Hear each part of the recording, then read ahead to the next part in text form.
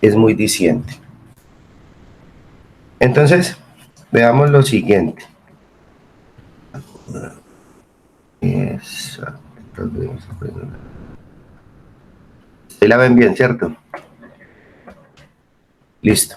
Entonces, miren, todo depende de cuáles son las características que nosotros vamos a sacar para poder realizar la clasificación. Esas características son las que me van a describir el tipo de objeto que yo voy a clasificar.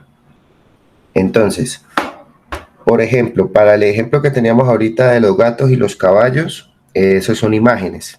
Pero digamos que yo al sistema de clasificación como tal, yo ya no le meto la imagen entera. Eso pues ya es con una red neuronal convolucional, que es una arquitectura un poco más elaborada, pero usualmente no. Usualmente yo lo que hago es un procesamiento en Python para extraer las características de esos objetos. Entonces, ¿ustedes qué creen que es lo más relevante, por ejemplo, para uno como humano separar un caballo de un gato?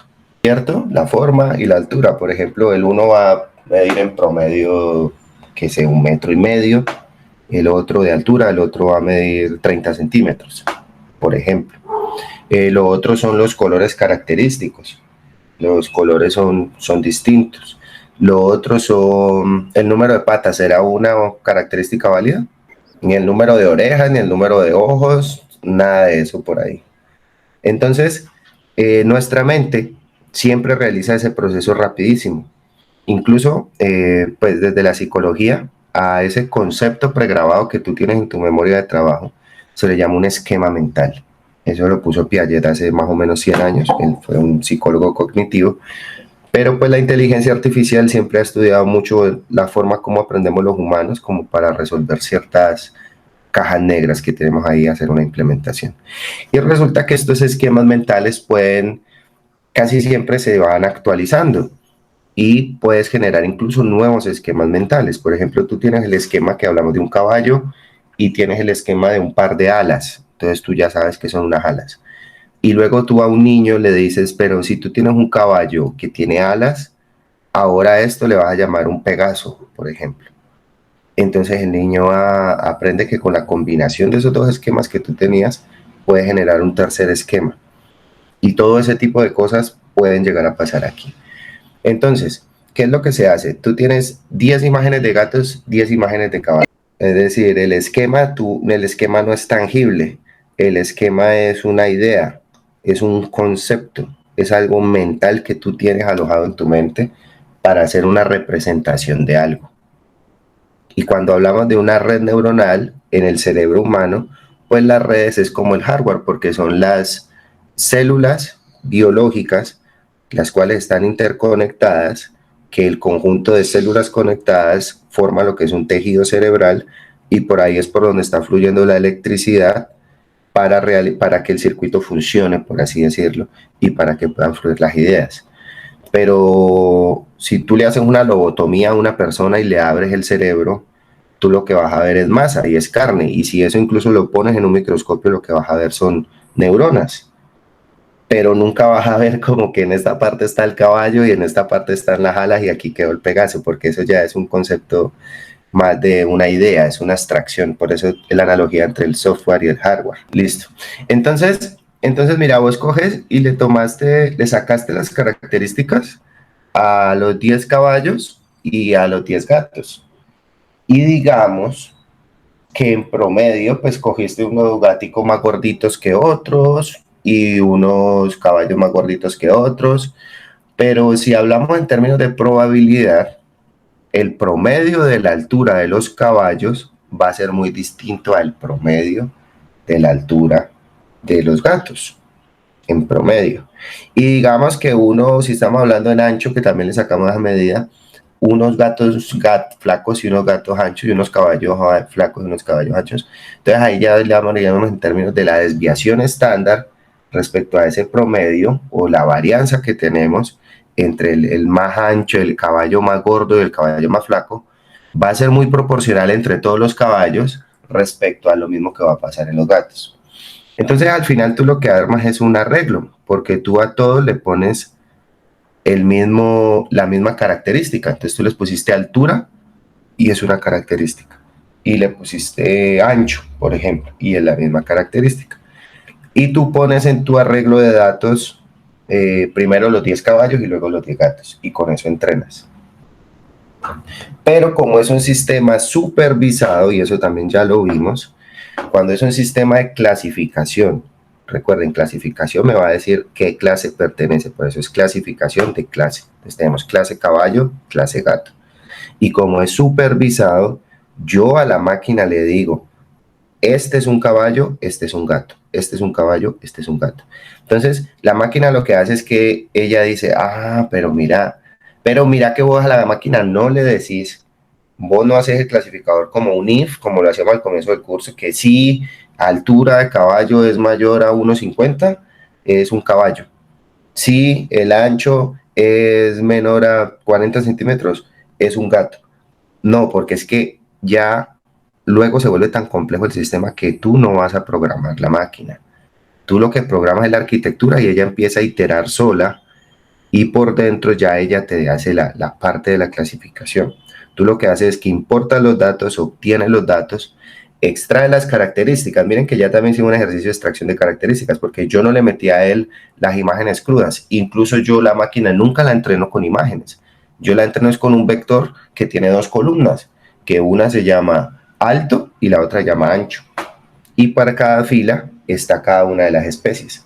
Y una tercera columna sería la que nos dice qué clase es. Igual ahorita lo vemos un poquito más gráfico.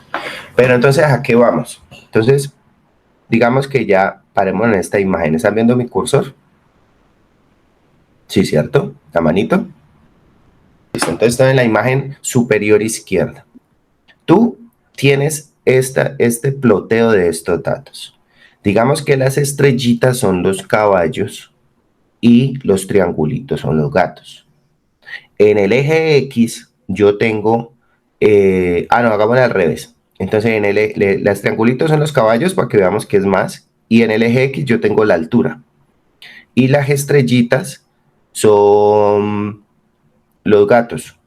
Entonces, en términos de la altura, que sería lo que yo tengo aquí en este X, entonces pues los caballos se ve, si tú ves, pues que miden por acá 1,50, 1,20, 1,60, 1,70 en centímetros. En metros, sí, eso sería metros, 170, 160 centímetros.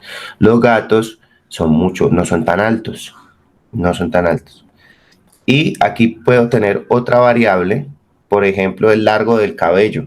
Entonces, los caballos sí tienen pelo, pero si ves el largo, no es tan largo como los de algunos gatos. Por ejemplo, este gato es muy pequeñito, miren en términos de aquí, es muy pequeñito, pero tiene mucho pelo. Este caballo de aquí es muy grande, pero el pelo no es tan largo. Este que está aquí, pues es un gatico más bien grandecito y tiene su cabello promedio. Entonces, así por ejemplo, miren, aquí ya estamos haciendo un ejercicio de descripción de las dos clases. Entonces aquí le llaman clase A y clase B. Y listo, tú ya ploteaste ahí tus datos y tú dijiste, bueno, ya yo los tengo. Pero entonces vamos a hacer el ejercicio de clasificación. Entonces, en un ejercicio de clasificación, tú le tomaste una foto a algo en una caja negra y le sacaste el tamaño del pelo y el tamaño del el alto. Pero como ya es un nuevo ejercicio para clasificar, tú en este no sabes a qué clase pertenece, porque exactamente eso es lo que quieres que haga el sistema y él te diga, no, mira, este sistema es tal. Entonces tú lo que haces es que tú le extraes las características y lo ploteas aquí. Lo ploteas. Entonces le sacas, entonces no, mira, él midió 1,30 y 1 centímetro de cabello y lo pusiste ahí. Pum. Pero entonces cuando lo pusiste ahí, ahí es berraco porque uno dice, bueno, y ahí, ¿cómo hago yo? Es decir, solamente parándole en esta primera imagen, ¿a qué clase pertenece ese? Por ejemplo, ¿ustedes qué creen? ¿Eso es un caballo o es este signito de interrogación? ¿Es un caballo o un gato? ¿Cómo hacemos para tomar esa decisión? Listo, entonces ahí es donde ya entra la magia de la computación, porque hay ocasiones en las que esto es un ejercicio supremamente simple, un ejercicio donde tenemos solamente dos dimensiones, que es el alto del animal y el largo de cada cabello. Solamente tenemos dos dimensiones y solamente tenemos dos clases, que es el gato y el caballo. Pero ¿qué me dicen ustedes cuando yo ya tenga 10 clases? Que tenga gato, caballo, perro, elefante, qué sé yo, 10 animales. Y donde no solamente le saque dos medidas, sino que también le saque color, también le saque medida de cintura, también le saque, por ejemplo, la relación de aspecto. Ahí, por ejemplo, si tú ves un gato, por ejemplo, el ancho de su torso respecto a la relación que tienen las piernas es distinta a un caballo. Un caballo es más patilargo frente a los otros. Por ejemplo, un hipopótamo tiene las piernas más corticas para lo que mide. O una jirafa. ¿Sí me hago entender? Entonces, todas esas son características que te van ayudando a clasificar, pero el hecho es que luego se te va a volver esto un montón de datos e incluso va a ser en n dimensiones. Acuérdense que la potencialidad de esto es que tú le puedes sacar las dimensiones que sean. Entonces, cuando tú tienes tantas dimensiones, ya uno no lo puede hacer a ojo.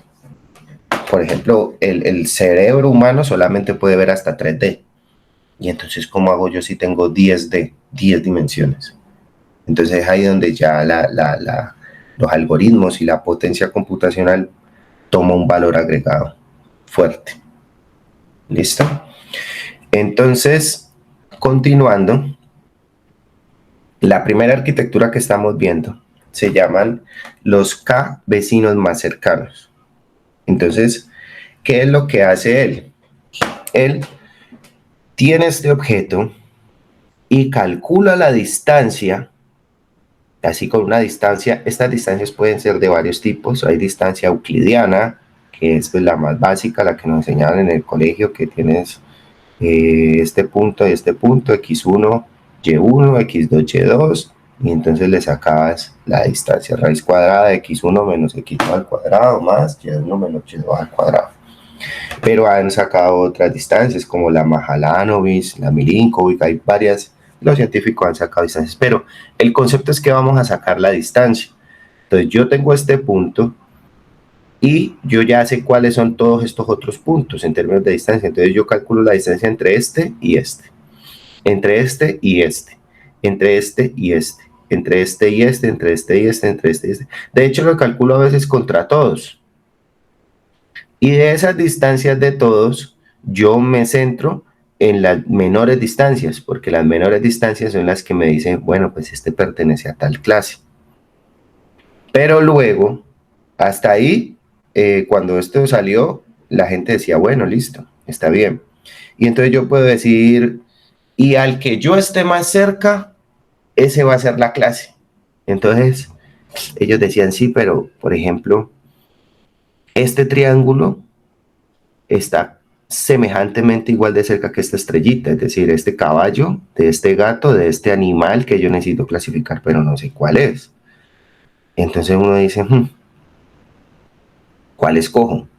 Si solamente tengo que este me mide 0.3 y este me mide 0.3. Entonces ahí es donde se empezó a complicar la teoría, porque ellos decían, pero es que yo no puedo basarme solamente en el vecino más cercano, en un vecino más cercano, no. Entonces luego salió otro científico y dijo, ya sé, hagámoslo como un sistema de votos, como si fuera democracia. Y tomamos no uno, sino n vecinos, es decir, el número que sea, pero como es un sistema de votación, lo importante, regla fundamental, es que ese número n de vecinos sea impar. Sea impar porque al final yo necesito tomar una decisión. Entonces usted sabe que en un sistema par, pues si usted me dice 3 y 3, entonces pues quedamos en el mismo 50%. Entonces en un impar nunca va a pasar eso. Entonces él ya lo que dijo, bueno, entonces ahorita ya no nos basemos en el vecino más cercano, sino en los tres vecinos más cercanos, por ejemplo, y es lo que hace en esta imagen. Entonces mire que él toma los tres que están más cerca de este punto y luego de que hace el sistema de votación, él se da cuenta que los caballos está más cerca de toda la comunidad de los caballos que la comunidad de los gatos, porque tiene un gatico y tiene 2 caballos. Y con base en este sistema de K igual a 3, es que él toma la decisión y este punto te lo clasifica como si fuera un caballo. Entonces esto lo que hay que hacer es saber que es una herramienta, pero que se va a extrapolar para cualquier clasificación que tú quieras. Es decir, ya no va a ser solamente caballos y gatos, sino que pueden ser las clases que quieras. Es decir, yo aquí ya puedo poner un cuadrado rojo, acá una bolita amarilla, y él lo que va a hacer es que se mide con todos. Entonces, pues tiene sus pros y tiene sus contras, porque si yo tengo 1.000.000 de datos y él se va a medir con todos, porque es que yo tengo 1.000.000 de datos y hay que pensar como la máquina está ciega y está puesta ahí, entonces él le toca en verdad compararse con todos los 1.000.000 de datos. Y a nivel computacional, como ese cálculo de distancia tiene ese cuadrado, porque es x1 menos x2 al cuadrado más y1 menos y2 al cuadrado, y luego de eso tienes que sacar esa raíz cuadrada, el SQRT. A nivel computacional eso toma tiempo. Entonces por eso las otras distancias como la Mahalanobis o la Milinkovic no tienen esos cuadrados y esas raíces cuadradas en su matemática para sacar la distancia. El contra también es que pues tienes que evaluarlos todos, porque tú evalúas solo 50, pero te faltaron los otros 50 y tú nunca vas a saber si esos otros 50 estaban más pegados al punto que tú quieres evaluar. Entonces tienes que sacarle la distancia con todos. Luego de que tienes que sacarle la distancia con todos, tienes que hacer un algoritmo de ordenamiento, porque los tienes que ordenar de menor a mayor con base en la distancia. Y luego ese ordenamiento también consume recursos, pues puede ser desde un algoritmo quicksort, que es el más rápido para ordenar, pero hay gente que ordena con la burbuja, que es un algoritmo que demora más tiempo. Y luego de que ya los tienes ordenados en términos de las distancias, vas allá a tomar la clasificación. Entonces te toca tomar el conteo y decir, bueno, la lógica de decir, bueno, este está más cerca a este, saca los primeros K, los primeros 7, los primeros 11, los primeros 13, los primeros 15, 17, el número K que tú quieras, y con base en esos datos es que tú ya los puedes sacar ahí. El sistema puede hacer un histograma o puede hacer un diagramita de barras, por ejemplo. Entonces, donde cada barrita es cada clase y la barrita más grande, porque es la que tiene más votos, pues esa va a ser la que va a funcionar. Digamos que así es como funciona por dentro el algoritmo. Usualmente uno les dice a los chicos que lo monten desde cero, pero pues este no va a ser el caso, porque aquí necesitamos avanzar a lo profundo, es decir, continuar y ya ver las herramientas. Pero este es el algoritmo de los K-vecinos más cercanos. Por aquí hay otro ejemplo. Tenemos las clases bolitas amarillas, las clases bolitas moradas, y miren qué entienden por esa imagen. Analícenla un momento. Voy a votar con 3, votan 3 los más cercanos, los 3 más cercanos, y luego hago otro ejercicio y dice ahorita votan los 6 más cercanos. Que ustedes estén tomando la decisión, yo lo voy a tomar, pero a lo que yo quería como dar una claridad es que miren y noten muy bien que si yo utilizo K igual a 3, eso quiere decir que el sistema pertenece a la clase B, que es la morada, porque tengo 2 votos morados, un voto amarillo. Pero si yo utilizo K igual a 6, el sistema me va a decir ahorita que es de la clase A, porque tengo 4 amarillos y 2 morados. ¿Sí me hago entender? Incluye más datos, entonces al tener más datos tú tienes como una corroboración más concienzuda de la toma de decisión que estás tomando. Ahí es cuando ya hablamos de una muestra realmente significativa. Por ejemplo, yo hago una encuesta del político A y el político B en una ciudad X y yo tomo en cuenta a 10 personas para hacer esa encuesta y resulta que a 8 de esas personas les gusta el político A y a 2 el político B. Y yo hago toda una campaña y yo salgo y hago manipulación mediática que entonces al 80% de la población le gusta el político B. Pero entonces cuando usted va a ver el trasfondo y usted tomó una muestra en una ciudad donde vive 40.000 personas, usted tomó 10 personas. Eso no es una muestra realmente significativa y hay un sesgo en la información. Eso también tenemos que tenerlo muy en cuenta con los datos que vamos a trabajar. Entonces luego salió otra campaña del periódico El País y de las 40.000 tomó 10.000 y resulta que ese político que era el 80% no lo quiere nadie, sino que era el 25% y el 75% está con el otro. Pero la muestra significativa fue del 25% de la población, de 10.000 personas. Pues la población era 40.000, entrevistó a 10.000 personas. Entonces, este es un dato que ya es más concienzudo y que ya uno puede ir más a la fija. Entonces, por eso también está la importancia de la cantidad de datos con la cual vas a tomar la decisión. ¿Sí, sí me entendieron con el ejercicio de los políticos? Otra parte, hablando del sesgo de la información, que me interesa muchísimo que tengan en cuenta ese término, cuando hay la información sesgada, en inglés eso se llama un bias. El bias es el sesgo de la información. ¿Qué pasa si tú, por ejemplo, sin irnos del tema de los políticos, del 40%, entonces tú le tomaste la población al 10.000 personas de 40.000, que es el 25%, entonces uno dice, en ese escenario ya le estoy creyendo a la otra encuesta. Pero luego yo te digo a ti, esas 10.000 personas de esas 40.000 personas, sí estaban distribuidas de forma normal en la población, y eso ya nos vamos entrando a los términos probabilísticos que tenemos que estudiar la próxima semana. Es decir, hubo una distribución normal, es decir, por ejemplo, en términos de estratificación, que es como se maneja hoy por hoy, es decir, ¿qué tal que esas 10.000 personas, 8.000 hayan sido estrato 5 y solo 2.000 hayan sido estrato 1 y 2? Y entonces por eso te digo que el 75% quieren a ese político, pero los pobres no lo quieren, y ahí es donde está tu 25%.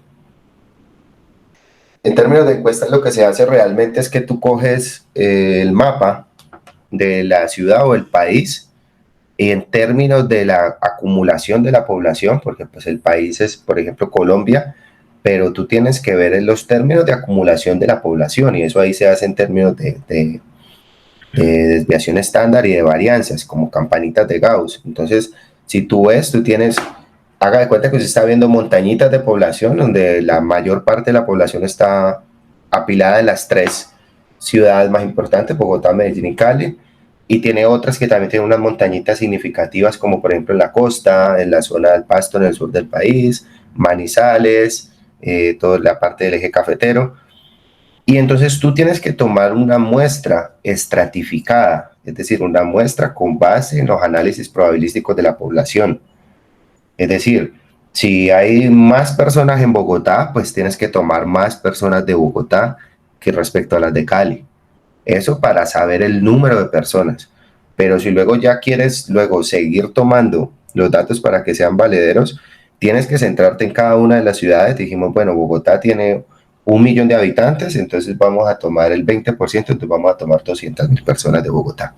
Y asimismo 100.000 de Cali, 80.000 de Medellín, y ya sabes cuántas personas vas a tomar. Pero luego necesitas saber de qué estratos o cómo va a ser, por lo mismo que te estoy diciendo, porque es un bias. Entonces, si yo le tomo todo a los ricos, van a tener una actitud muy distinta a los que son de estratos bajos. Entonces, tú ahí ya lo tienes que hacer por estratificación. Es decir, ¿cuántos vas a tomar divididos? Que tomes muestras, que tengan muestras de todos los estratos. Ahora, ahí ya se te va volviendo más grande el enano, porque en todas las ciudades tú tienes zona rural, tienes zona urbana, y esas personas tienen necesidades distintas, tienen conceptos distintos, tienen ideas distintas. Entonces ahí también tienes que tener en cuenta eso. Y también tienes que tener en cuenta el nivel de ingreso socioeconómico de las personas, porque es que hay personas que porque viven en ciertos barrios pueden estar ganando más que personas que estén en otros barrios, porque, qué sé yo, el papá le dejó esa casa, pero pues el man no está ganando nada. Entonces todo ese tipo de variables son muy importantes a la hora de extraer esas características. Y me alegra que hagamos este ejercicio porque hay que tenerlo en cuenta. Por eso, pues eso es un solo ejemplo, lo de las encuestas, pero por eso hacer encuestas es complejo.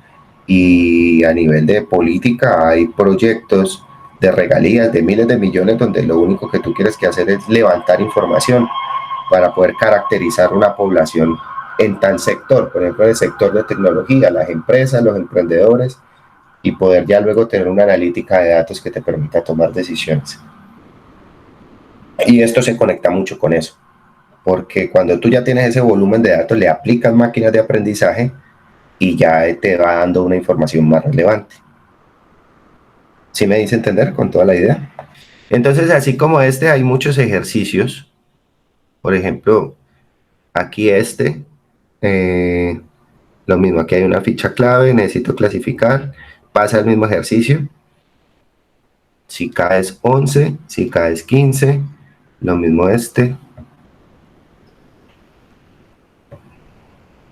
por ejemplo esta. Entonces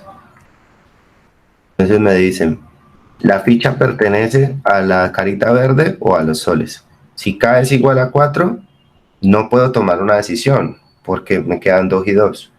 Pero si K es igual a 11, ahí sí yo ya puedo tomar una decisión de que pertenece más a esta clase que a esta. Y aquí igual. Si K es 3, pasa igualito. Pertenece a la clase 2. Pero si K es 9, pertenece a la clase 1. ¿Esto por qué depende? Porque en los mapas que uno puede armar, esta imagen es perfecta para explicar eso. En los mapas que uno puede armar, no nos vayamos de la estadística es muy importante. Si yo cojo todos estos datos que están puestos en X, Y, y yo saco un promedio de todos los X, me va a dar más o menos aquí. Y yo saco un promedio de todos los Y, me va a dar más o menos aquí. Porque pues sería este menos el mínimo, máximo menos el mínimo. Aquí. Este punto de aquí, imaginario que estoy seleccionando, sería el centroide de esta clase. Este punto que está acá sería el centroide de esta clase. Otro científico en algún momento dijo, ¿qué pasa si yo trabajo con los centroides? Es decir, la distancia que hay entre este punto y frente a su centro de masa de todas estas clases, y frente a este y su centro. Eso también funciona, pero ¿qué pasa? Que uno, es decir, no se nos puede olvidar que uno no puede hablar solamente de un promedio. Eso está muy, muy mal. Y eso también es otra cosa que la gente no sabe expresar una información. Y eso también lo veo en los medios y me parece malo. Por ejemplo, tú dices, no, es que el sistema funcionó con el 60% de bueno y el sistema B con el 80% de bueno. No, con el 70%. Entonces usted dice, pero usted solamente con ese valor promedio no puede tomar una decisión y no puede decir si un sistema es mejor que el otro. Está mal, porque el promedio no dice nada. Sí, exacto, que si tú ya luego los entrenaste los dos y lo probaste con 1000 datos, ¿listo? Y de los 1000 datos, el uno te funcionó el 80% de las veces, es decir, 800 datos, y el otro el 60% de las veces. Ese ya es el promedio real, sí, de asertividad o de funcionamiento. Ese es el que te caracteriza el sistema, que hoy en día hay sistemas que te funcionan al 99%, es decir, que no se equivocan. Por ejemplo, los sistemas de reconocimiento de rostros. Ya eso, por ejemplo, en la universidad, uno entra y ya es por face detection, entonces ya, face recognition, de hecho, y ya te dice, hola, bienvenido, con el tema del virus y todo. Y eso pues es algo que ya ha estado ampliamente trabajado. En China esas cámaras son grandísimas, con megapíxeles, y te reconocen a toda la gente que está en el subway, y esos chinos uno creería que son igualitos, pero y de repeso una cámara que está a 50 metros. Pero pues ese es el poder de la tecnología, que en últimas es un sistema igualito a este. En el fondo es un sistema igual a este. ¿Por qué? Porque es que tú no puedes dar un dato sin el apellido. Si tú me dices que el 1 tiene espérate un momentico. Listo. Ahí están viendo que abrió un Paint. ¿Sí? Listo. Bueno. Entonces, voy a dibujar aquí en rojo yo llego y digo que esta es mi barra, ¿listo? Y yo aquí tengo el dato 1, la clase, el sistema 1,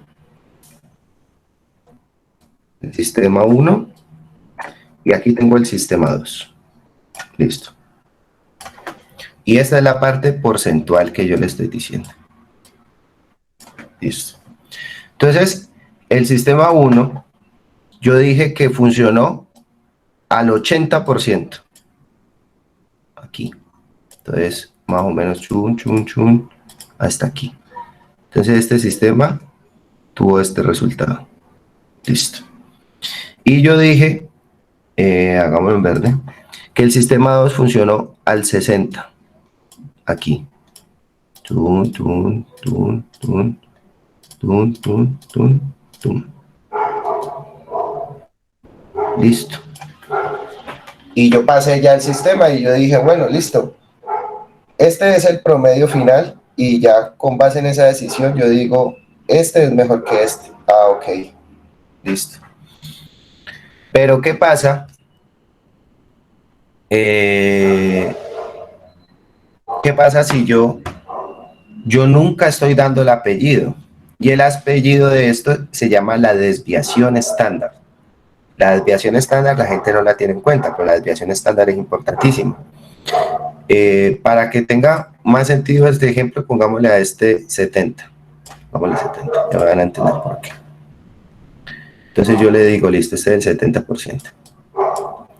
70% con una desviación estándar, yo le pongo aquí con una desviación estándar del 30. Entonces la desviación estándar del 30, lo pongo en amarillito para que lo entiendan todo bien. La desviación estándar del 30 de este 70 quiere decir que este berraco en algunos datos se bajó hasta el 40 y en algunos datos llegó hasta el 100.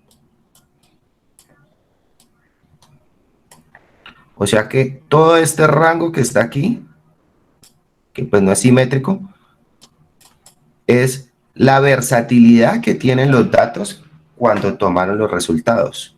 Es decir, en promedio, nótese bien, en promedio me dio 70. Es decir, yo cogí 10 personas que medían, hagan cuenta que esto es altura, y en promedio todos los colombianos medimos unos 70. Listo. Pero la desviación estándar es de 30 centímetros. Entonces, ¿qué me quiere decir la desviación estándar? Que somos muy disparejos. ¿Por qué? Porque hay personas que miden 1,40 y hay personas que miden 2 metros. Entonces, ese dato me dice es la varianza, la desviación, qué tan desviados, qué tanto varían los datos respecto a su promedio. Eso es importantísimo, porque aquí lo que me está diciendo es que este es un sistema que si bien en su promedio funciona bien, pero es un sistema muy disparejo. ¿Qué tal que este promedio sea 70, pero entonces yo tenga la mitad de los datos que me dio 100 y la mitad de los datos que me dio 40? Entonces eso para mí, como desarrollador de software, es una lotería, porque vos me estás diciendo que para unos datos te funciona muy bien, pero para otros datos ni siquiera la mitad. O sea, es un sistema de clasificación que me funciona menos que yo tirar una moneda del 50%. Entonces la desviación estándar es la que me dice qué tan variados son esos datos. Ahora, ¿qué pasa si yo para este de 60, él me dice el 60, pero con un 2% de desviación estándar? Entonces quiere decir que su variación fue esta. Donde o máximo me da 62 o mínimo me da 58. Entonces ahí es donde ya hay que tener en cuenta, y eso a veces se toma la decisión con base en el ejercicio que se está haciendo, pero si me lo preguntan a mí, yo digo que este sistema es mejor que este. Porque la concentración de sus datos, porque recuerden que los dos se validaron con los mismos datos, sino que son dos arquitecturas distintas. Hagan de cuenta que esto es una red neuronal artificial y este de acá, este es un K vecino más cercano, es KNN, el que estamos estudiando ahora. Y al final del curso la idea es que usted pueda manejar todos los datos con distintas arquitecturas y pueda tomar una decisión como un analista de datos. Entonces miren que aquí los resultados están más concentrados. Aquí usted va a la fija de que con todos los datos que entrenó, usted ya sabe que eso le da 60%, y si 60% le cumple con los requisitos, usted dice, vámonos con este y no me mata la cabeza. Porque si usted trabaja con esta varianza tan grande, con esta desviación estándar tan grande, usted no va a estar seguro. Y si ya usted está haciendo transacciones bursátiles, cosas para banco, cosas para un empleado, para un cliente importante, y usted pone una máquina que esto prácticamente es un aleatorio, que unas veces sí y unas veces no, está condenado al fracaso. Y por eso le puse sistema 1 y sistema 2, para que sea genérico. Incluso pueden ser dos arquitecturas de red neuronal, sino que esta tiene más neuronas que esta, por ejemplo. Eso para empezar. A lo que yo voy es que si tú tomaste 1000 datos, ¿listo? 1000 datos. Y probaste los 1000 datos. De estos 1000 datos, en promedio, es decir, sumaste todos los resultados dividido 1000, en promedio este sistema funcionó con el 60%. Es decir, te funcionó bien. En cada una de las pruebas él daba 60, 60, 60. Pero tenía una variación. La variación entre, bueno, 60, pero es promedio, pero bueno, necesitas saber qué tanto varía. Entonces, por ejemplo, este te da 61, 59, como la variación es de 2, esto es un más o menos. Entonces, él quiere decir que lo máximo que llegó fue a 62 y lo mínimo que se equivocó fue a 58. Esta es la variación, esta es la desviación estándar de 2 respecto a 60, que 60 estaría aquí en la mitad, que es el promedio. Entonces tú me estás diciendo que de los 1000 datos todos se comportan así. En promedio funcionan al 60, pero si alguno que funcionó bien, el que mejor funcionó fue hasta 62 y el que menos funcionó bajó hasta 58. Que está bien. Ahora, en este caso, tú me dices que la media es 70. Es decir, funcionó mejor en promedio. Pero resulta que tiene una desviación estándar de 30. Entonces hubo unos casos donde te funcionó excelente, que no se equivocó nunca, 100%, pero hubo unos casos donde te bajó hasta el 40%. Depende de tu sistema, porque esto varía tanto que a veces te da un resultado que es malo. Este 40 es malo. En cambio, este siempre te va a dar resultados buenos, porque este siempre está por encima del 50% y es un dato, es un resultado aceptable. Claro que eso ya depende del para qué lo estés usando. Por ejemplo, si estás usando lo de identificación de rostros, pues este resultado no te va a servir. Es porque voy a entrar yo y me confunde con mi primo. De 100 veces que entro yo, solamente 62 veces me reconoce bien. El otro 38 resto de veces dice que es otra persona. Entonces, pues eso no está bien visto. Todo depende del concepto y del contexto de dónde estés utilizando la clasificación. ¿Tiene una desviación del 2% también? No, pues obviamente este es muchísimo mejor que este, porque este pues también varía aquí nomás. O sea, el rango de resultados del 70 con el 2% es este, y de este es este.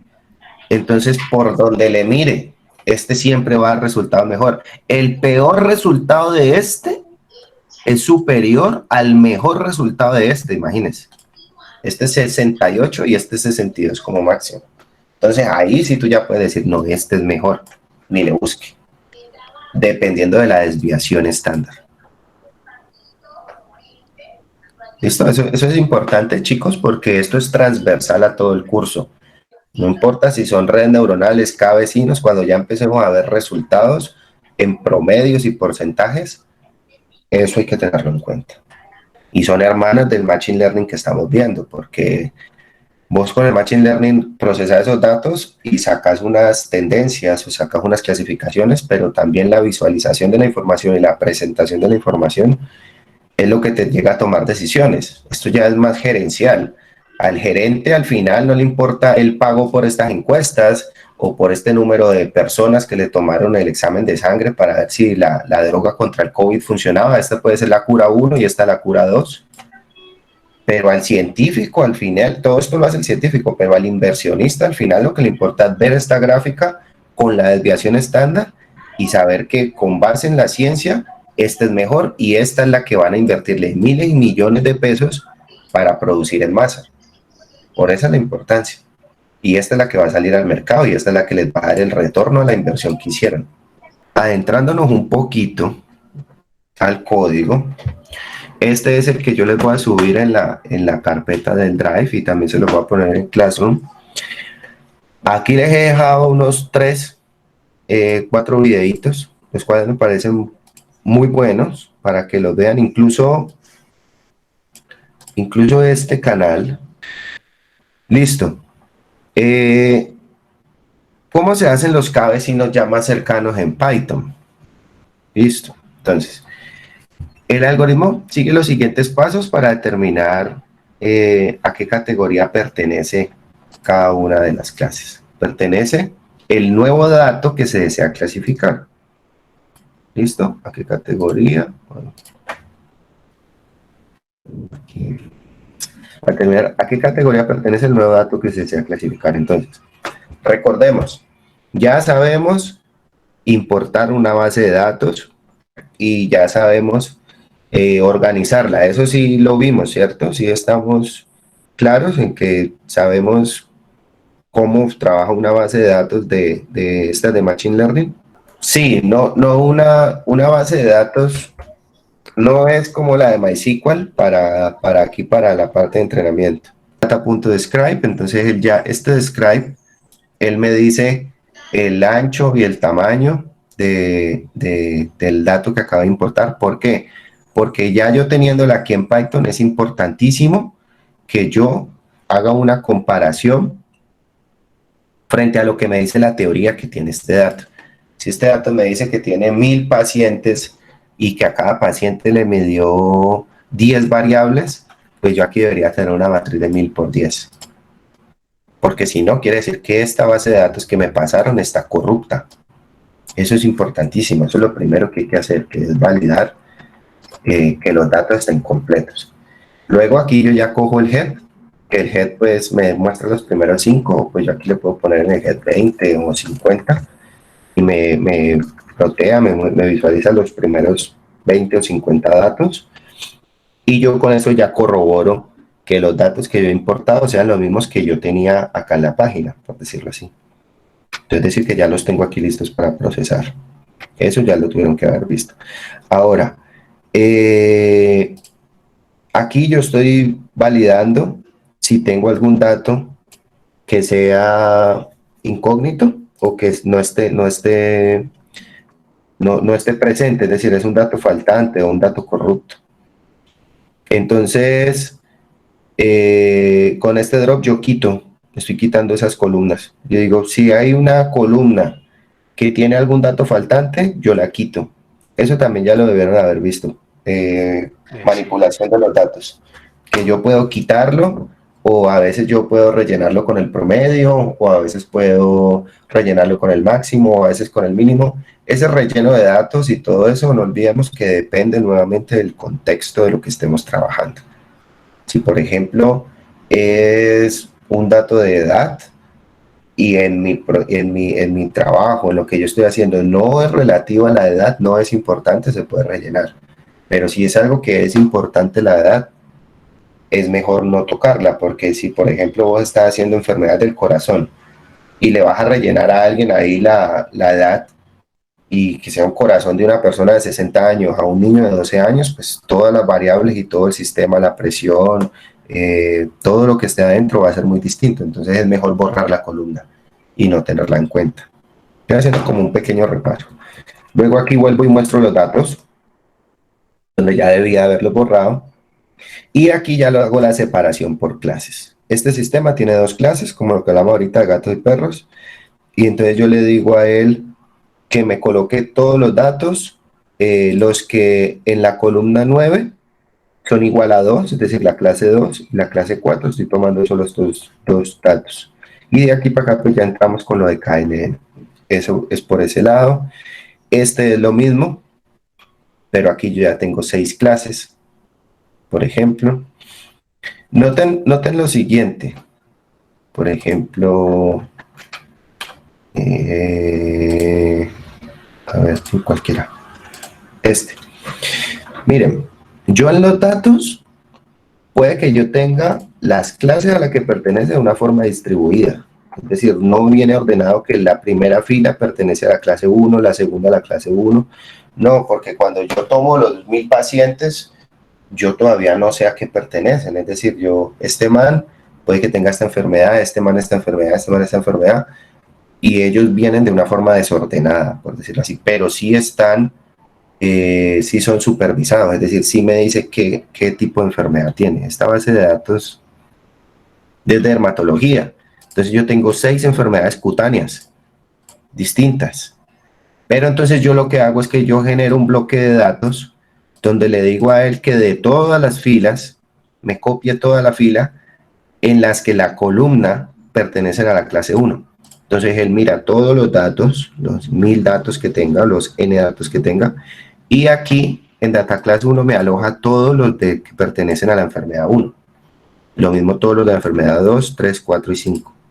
Una vez que los tengo separados en variables de bloques distintos, lo que hago es que los concateno para que ya me queden apilados, y acá debe estar al fondo la apilación, el axis 0. El axis 0 me dice que los voy a apilar de forma vertical y me quedan todos uno sobre otro, desde la clase 1 hasta la clase 6, apilados, tum, tum, tum, tum, tum.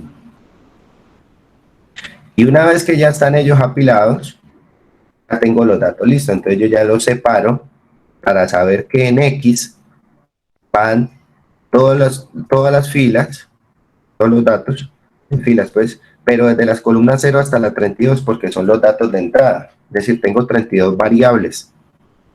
Y esta 33, que es la clase a la cual pertenecen, ya yo lo dejo como la salida Y.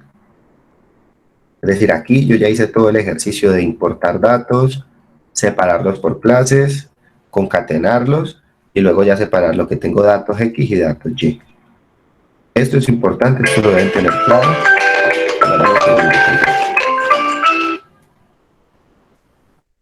Yo silencio el celular, listo. Es claro hasta el momento, ¿cierto? Esta parte. Sí. Listo, bueno.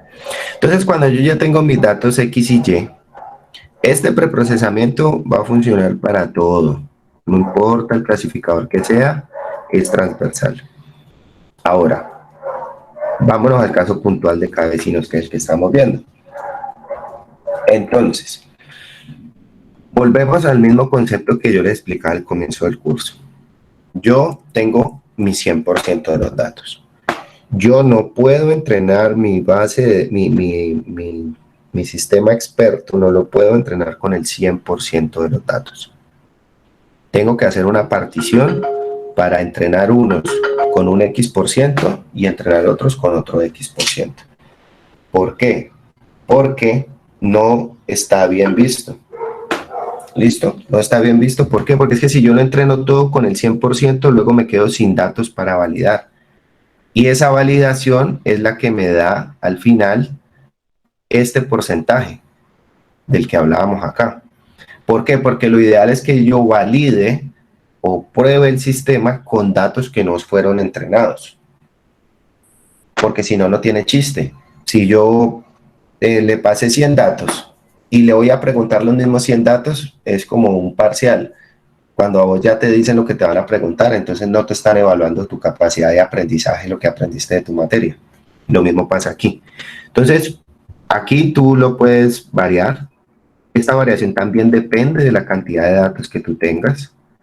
Puede ser 80-20, puede ser 90-10, puede ser 70-30.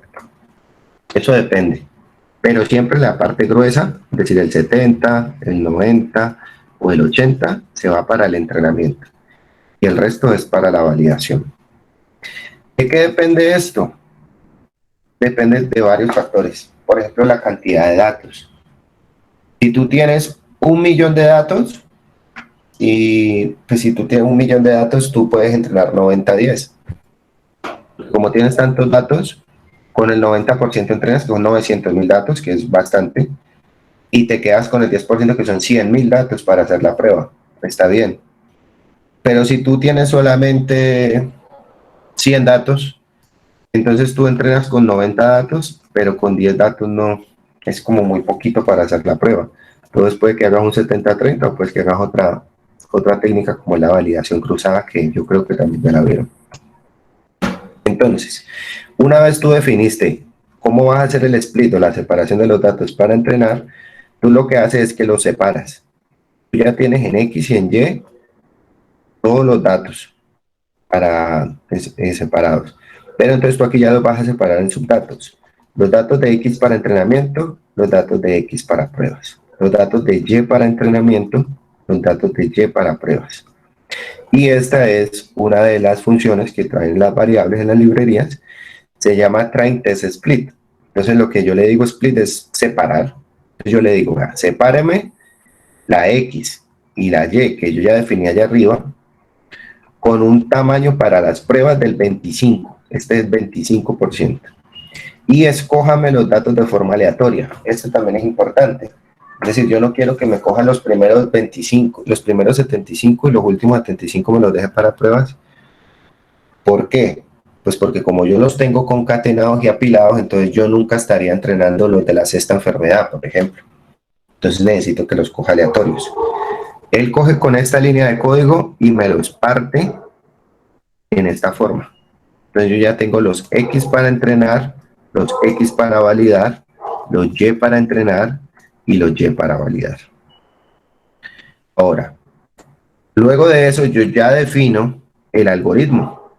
¿El algoritmo cuál va a ser? Entonces el algoritmo va a ser un K-Neighborhood Classifier, es un clasificador, lo que ya estamos viendo y vimos en la clase, de los K.